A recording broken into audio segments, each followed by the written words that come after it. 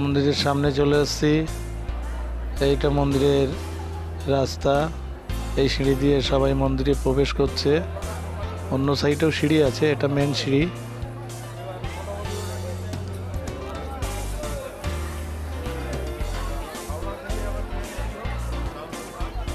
চঞ্চল মণ্ডল হাতে ঝুড়ি ও পুজো দিতে যাচ্ছে। সবাই খুব আনন্দ করছে। আমি মন্দিরে ছবি নিচ্ছি।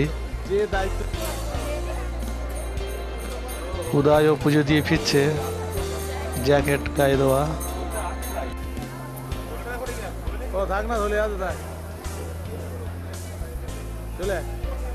আমাদের গ্রুপের সবাই পুজো দিয়ে ফিরে আসছে। ওদের ছবি নিলাম।